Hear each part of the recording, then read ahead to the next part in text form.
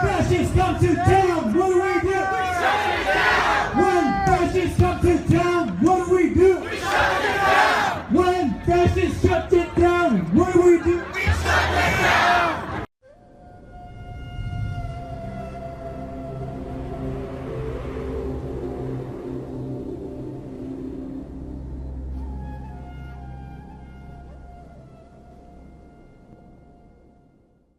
Well, well, well. What a surprise. Hundreds of hard-left agitators with various students who are ideologically aligned with them, all desperately trying to prevent Milo Yiannopoulos from giving a talk on a campus. I can't say that I'm surprised. I suppose we'll have to go through the usual slideshow of things that could have been prevented if there was any kind of police presence on the ground, where it really mattered, not standing somewhere far out where they really can't intervene. Oh, this looks very civilized. A mob of people with banners such as "This is War" and "Become Ungovernable" standing around some kind of garbage fire. That's exactly what I've come to expect. Graffiti saying "Kill fascists" and "Fuck Milo" just scrawled onto some poor business owner's shop. That again does not surprise me.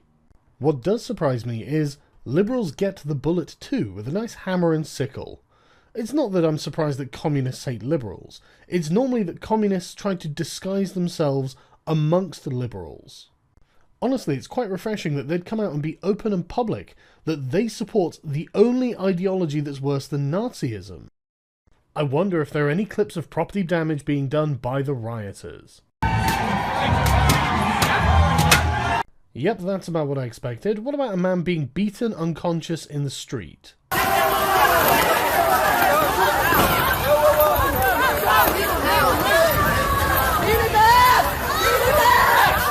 That's pretty bad, but you might be a feminist, and you might really hate men. So here's some women being assaulted.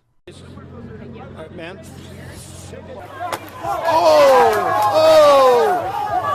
But you know what? Those women were probably wrong thinkers. You could tell by the fact that they were reasonably intelligent, attractive, and they were prepared to give as good as they got. And of course, those women were white.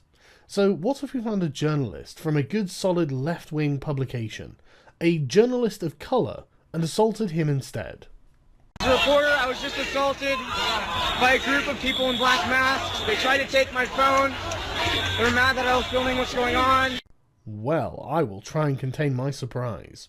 Now, there have been unsubstantiated rumours that the mayor of Berkeley had told the police to stand down, so that the rioters could do as they please. Now, I don't know if that's true, but most of the footage I've seen coming out of the Berkeley riots appears to involve virtually no police presence. That was until finally the looting, vandalism and assault done by these rioters became too great and the police finally decided to intervene.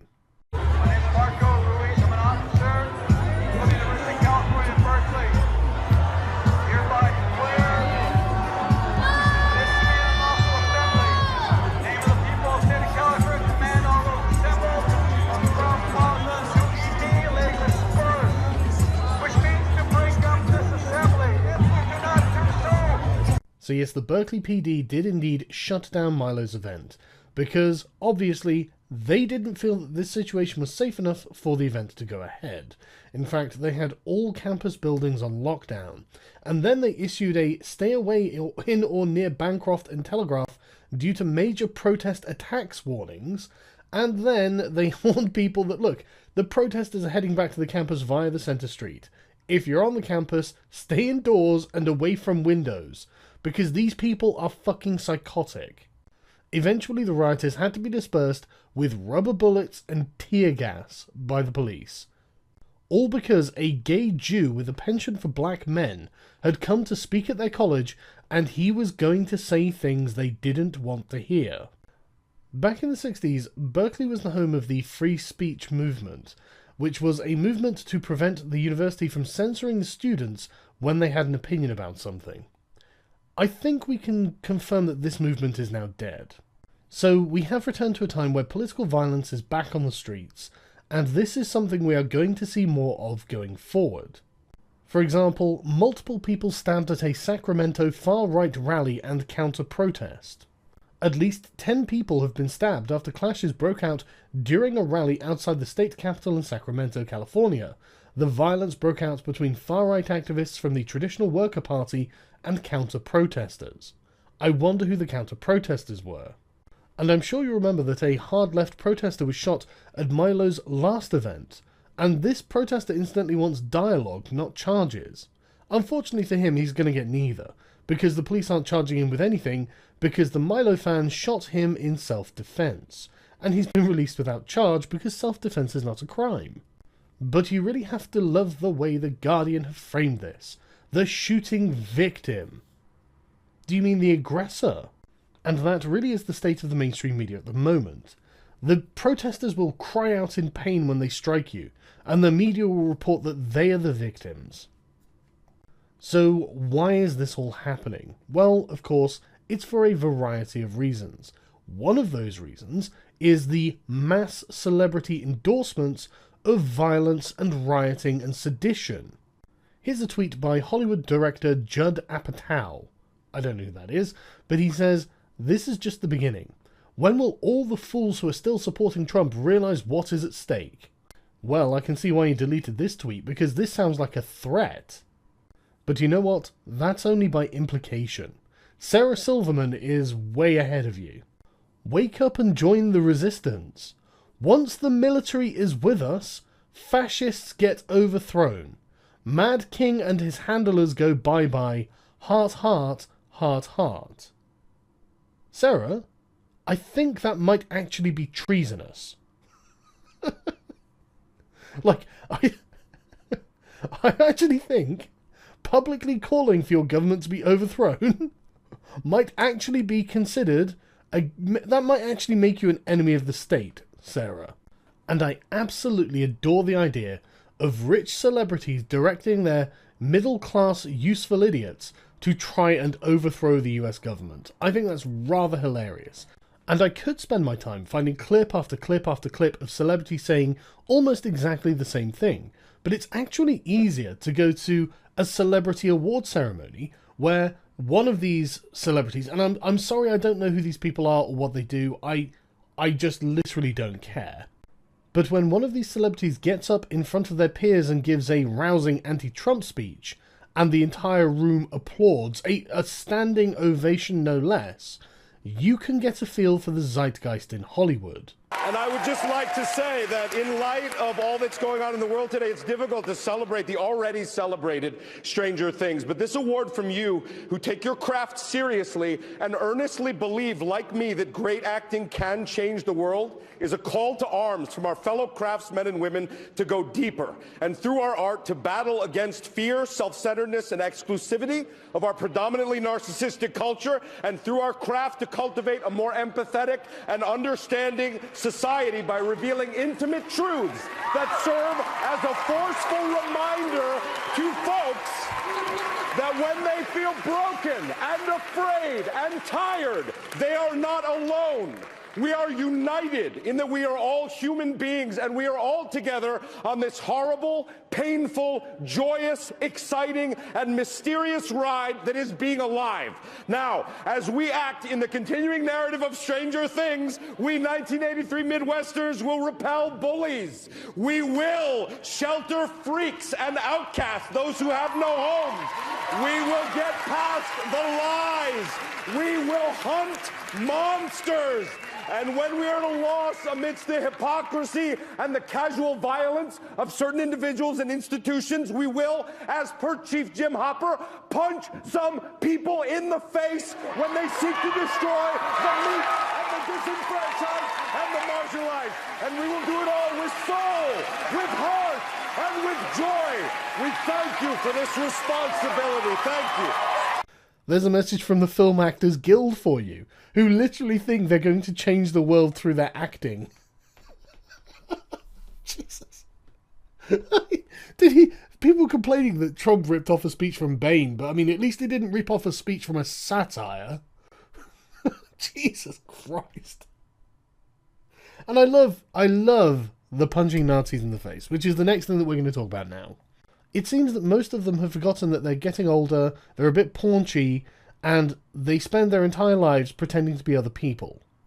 But the worrisome thing is that they are absolutely trying to normalize violence, specifically violence against people who are their political opponents, and these people are their political opponents purely on the basis of their ideas. Now, this means that if you hold said ideas, then whoever that guy was says that it's perfectly fine for you to just be assaulted on that basis. Do I even need to go through the manifest flaws with this line of reasoning? A, it's entirely subjective, so if you've set this as the standard, anyone else who happens to dislike your ideas and think that it's acceptable to punch you in the face will do so. And you will say, "Ooh, I deserve that because you think differently to me and you think it's acceptable to punch me, and that's my standard for thinking it's acceptable to punch anyone else." So, I mean, that's just, it's ridiculous. But not only that, it totally undermines the democratic process. A democratic society that's resorting to physical violence is a society that is going off the rails, containing factions that have irreconcilable differences and are no longer willing to listen, or at least one of those factions is no longer willing to listen or tolerate the fact that their fellow citizens have different ideas to their own. Anyone calling for violence in a democratic society is the person who has lost the argument. You do not persuade people with violence, you only intimidate them. It also goes to show that you actually don't care about human rights, because even if you despise them, Nazis are people too, and they also have human rights. And one of those rights is not to simply be assaulted when you are doing nothing wrong. Which is why it was particularly horrendous when the left-wing internet exploded in a flurry of articles questioning, is it ethical to punch a Nazi? And the answer is just no, by the way. Unless you were in a direct Lockean state of war with that Nazi, then no. If he is not threatening you in any way, shape or form, the answer is no. Because you can't claim self-defense because people think differently to you. Now, you can type into Google, "It is acceptable to punch a Nazi," or "It is a good thing to punch a Nazi," and you will get hundreds of mainstream media outlets, blogs, websites, posts on forums of left-wing people saying, of course it is. It's literally never unjustified to punch a Nazi. And they memed it. It's an American tradition. Well, hang on, I thought you guys hated America. Well, yeah, we do, but it's, it's convenient for us to not hate America right now. Do you mind? I know that this is a country that's built on slavery and is a white supremacist capitalist patriarchy that with an imperialist presence all around the world that's oppressing and killing brown people every day. But right now, I'm an American. If you happen to be a leftist listening to this now, and there is a remote chance that you might be, let me be the first to inform you that you are an abject hypocrite. But that's not a refutation of your argument. The refutation of your argument is that as soon as you consider some of your population ineligible for the same rights that you deserve, that will only last for as long as you are in the majority. This is the problem with collectivism. Basically what I'm saying is when you violate someone else's rights, you are inevitably violating your own. Instead of showing you an article that suggests that punching your political opponents is perfectly acceptable, I'm going to find one where it says that it isn't, specifically to show you the kind of language used in this, what is effectively an apology for this position, without going the whole hog and admitting this is a bad position. The punching a Nazi meme. What are the ethics of punching Nazis? The answer is there are none. You can't ethically assault your fellow citizens when they are doing nothing to you. That's the end of the story. This was written by Tariq Musa of Gamergate fame, who apparently has migrated to The Guardian along with other Gamergate stars like Leigh Alexander. He says, "It's good and healthy to criticize those on our side. Nothing is perfect. Is it right to punch Nazis? Well, it depends. It's good to feel uncomfortable with this question. That discomfort itself already makes us better people, since we'd like violence to be never used. If someone thinks the end result of creating an uncomfortable culture for Nazis is worth the occasional punch, then they'll conclude that punching Nazis is good." That's a brilliant observation, Tariq. And if people are concluding that punching Nazis is good, do you really think it'll just be the occasional punch, even though one is too many? Good Lord, I mean, listen to the way he's describing this, as if this is a legitimate question that he's really not sure about. As previously noted, we're allowed to celebrate Nazis feeling uncomfortable, even if we're hesitant about the punch. Well, either way, that's sadism. Either way, that's you enjoying the suffering of someone else. If you want to be sadists, then don't let me stop you, but I think that's totally vile. What's unhelpful is equating the punch and the Nazis' discomfort with Nazism itself. Who's doing that? It's also true that punching won't dislodge racist views from the minds of those who entertain them. In fact, to be honest with you, Tariq, it's probably going to cement them, although it may make expressing them less comfortable. Don't worry, that's exactly what we're going to do with the social justice warriors. Just so you know, Tariq, we're going to laugh at you constantly until you just shut your fucking mouths. He finishes with, maybe we shouldn't punch Nazis, but we certainly should be working to create societies where their views never gain a foothold. That's very true. I totally agree with you, Tariq. And one of those ways is by creating societies where communists never gain a foothold.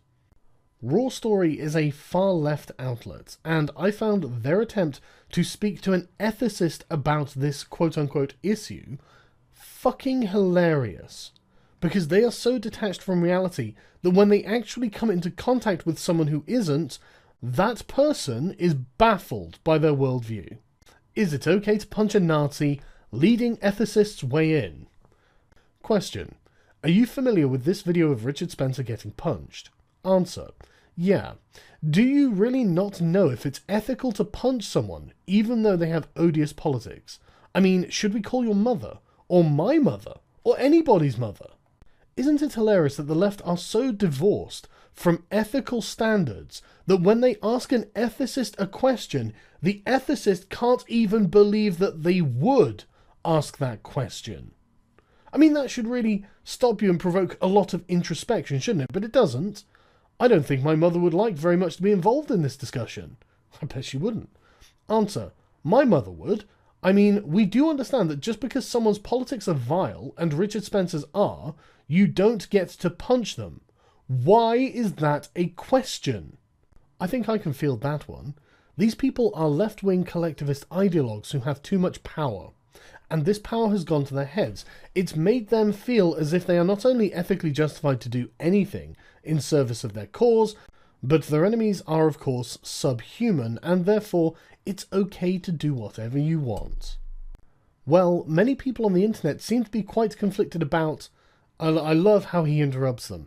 I mean, holy shit. If there are many people on the internet who are conflicted about whether this is an ethical question or not, then there are many people on the internet with severe psychological problems.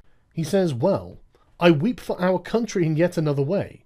No, you do not get to punch people even though they are ideologically despicable. You are not the first person who has asked me this, and it's deeply disheartening, I have to say. I gather that the rationale is that because Richard Spencer and his ilk would punch us, then therefore it's okay to punch them. But the journalist doesn't drop it there.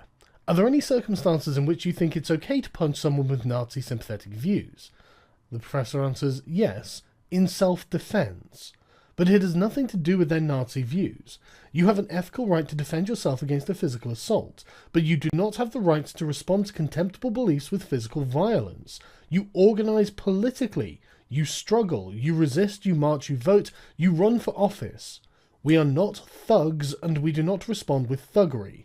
Well, Professor, that's where you're wrong. They are thugs, as they are displaying, and I don't know whether you've noticed, but they have just failed in their political organisation. And, as von Clausewitz will point out, war is simply politics by other means. That's what these people are doing.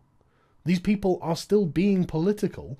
They are just using violence because their political activism did not work.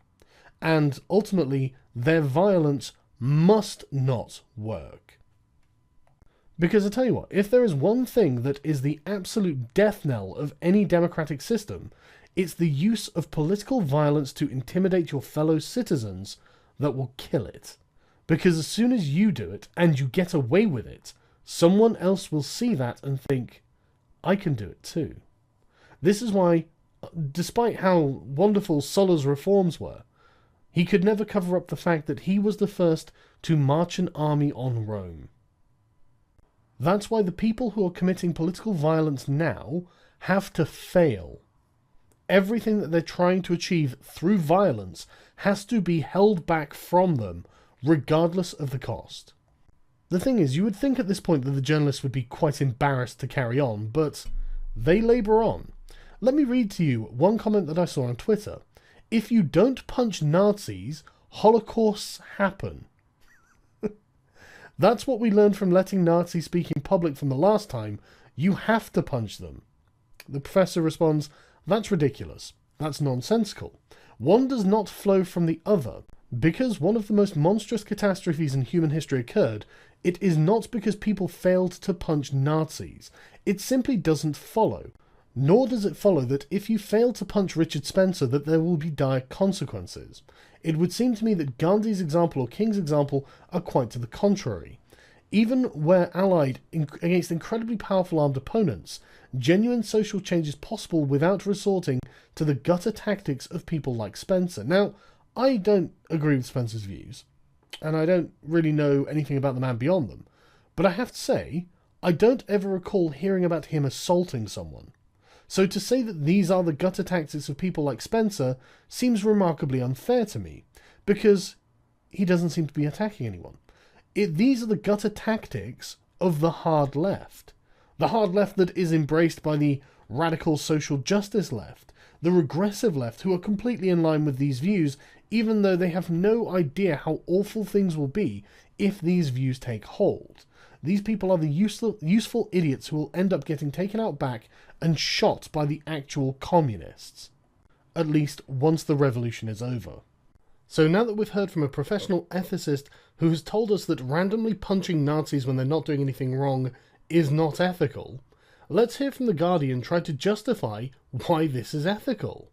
In principle, it's never okay to hit anyone, Nazi or otherwise. But when Richard Spencer was punched while giving an interview in the street, it was a cathartic moment for many. That's a pretty horrific opinion, isn't it? To say that, look, I found this enjoyable, and I needed this. I needed to see someone else being abused before I could move on. And literally that's what she says. A lot of us find ourselves at a loss for how to respond as frightening and dangerous views are suddenly not only being aired, but mainstreamed. Isn't that amazing? She is saying that she is the victim of someone else's opinions, and hearing it is having a negative effect, to the point where she needs to see someone being physically abused to get over it. Unable to adjust, we continued to engage with these views like they were just a new school of controversy. The world had changed, but we hadn't caught up. That punch, it caught us up.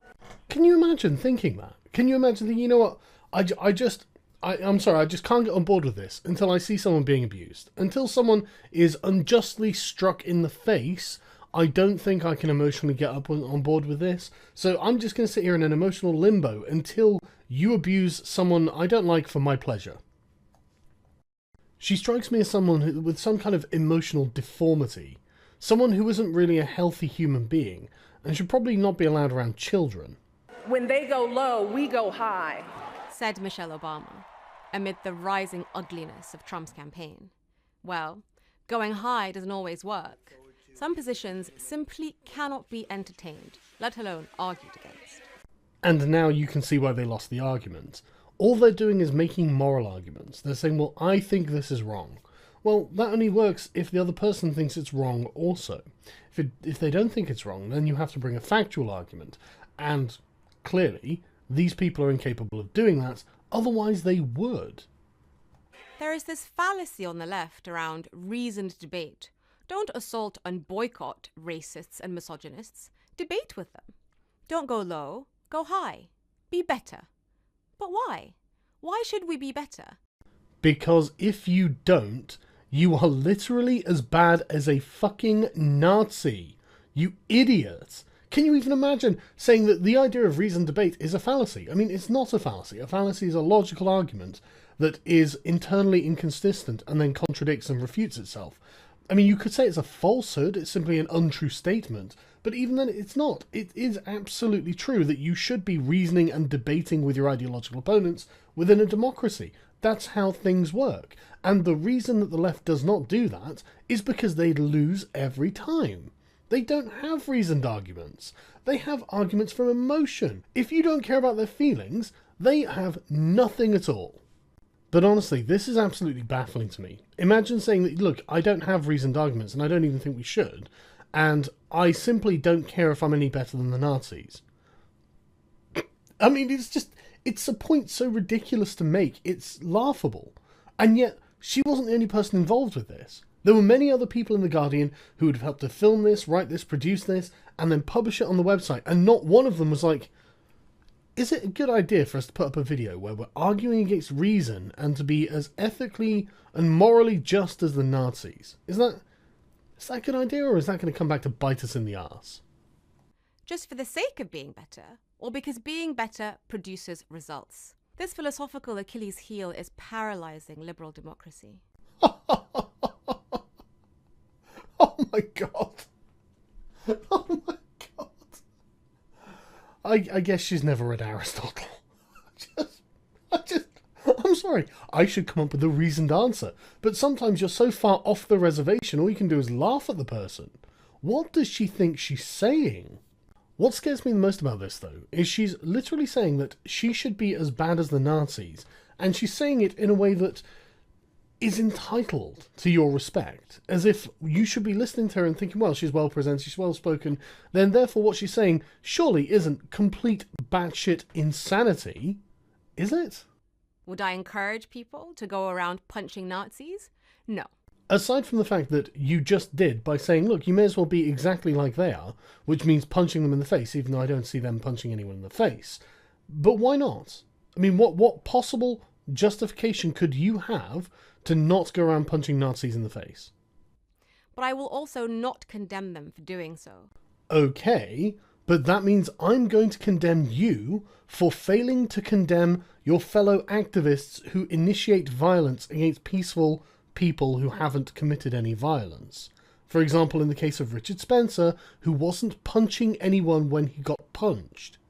You are the bad people in that situation, even if he is a Nazi.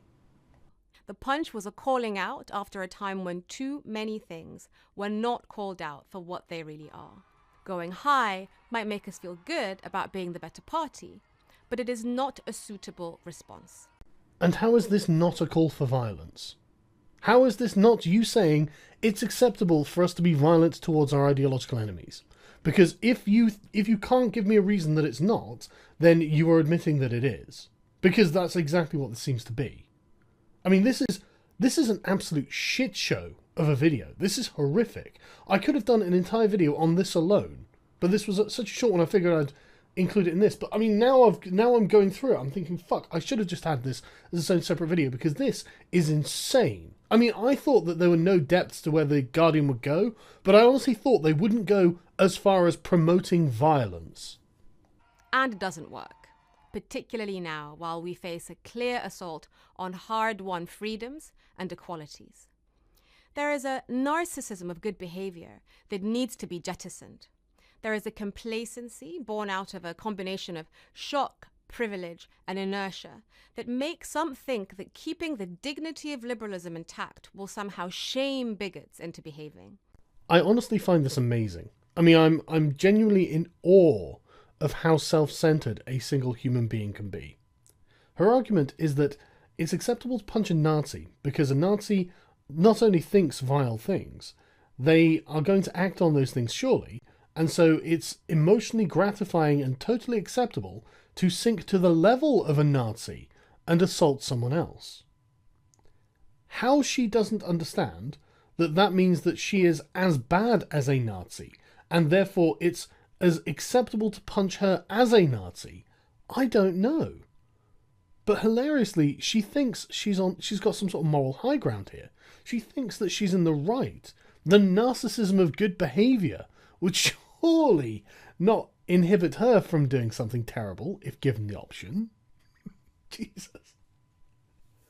I'm honestly in awe. That's horrific. I find that horrific. Jesus.